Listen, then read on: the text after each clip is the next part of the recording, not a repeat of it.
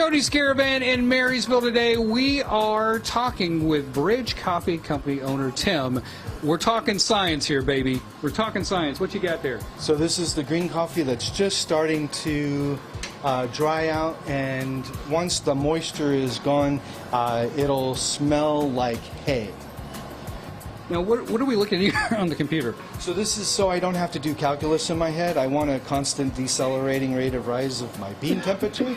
And so right now, as I'm getting up about 255 degrees on the bean temperature, and it's rising at 27 degrees per minute, and that's the top. So I want it to start slowing down as the roast goes, because I want to enhance the sweetness, I want to enhance the acidity, I want to really develop the best body of it, and I can manage all of those with how I do this recipe and profile.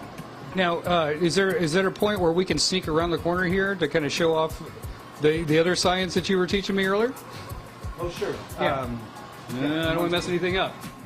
But let's talk about this box right here.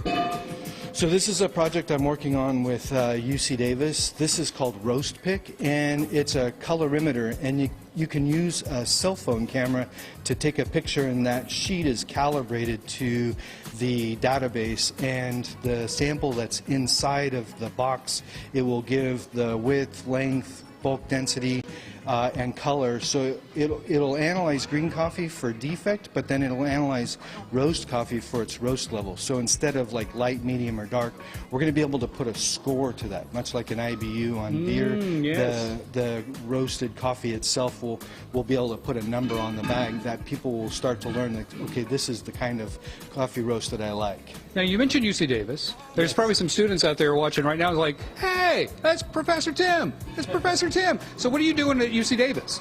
So I'm the head roaster for the UC Davis Coffee Science Center. It's the most comprehensive, multidisciplinary education program on the planet, and I'm really honored to be a part of it. It's really helping to set the future of coffee. It's just taken us about 800 years to put some coffee education and science into the coffee.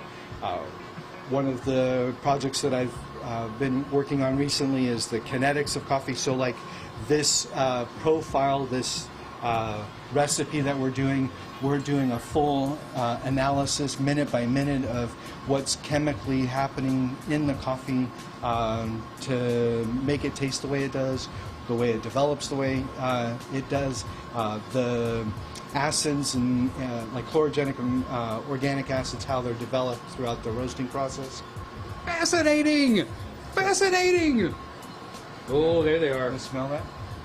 Oh, yeah. It smells like hay. Yeah, it does smell like hay. It's going to start smelling like toast in the next minute or two, and that's because there's a process called Maillard, and this phase of the roasting process is called the Maillard reaction, and it's really the browning of the coffee.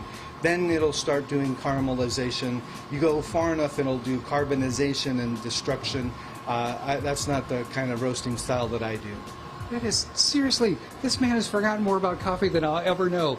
Okay, we also mentioned that this is a historic building that they're in, so we're going to take you on a little tour, because this used to be a firehouse, among other things, too. So that's all coming up. Stick around. We got more in Good Day coming up.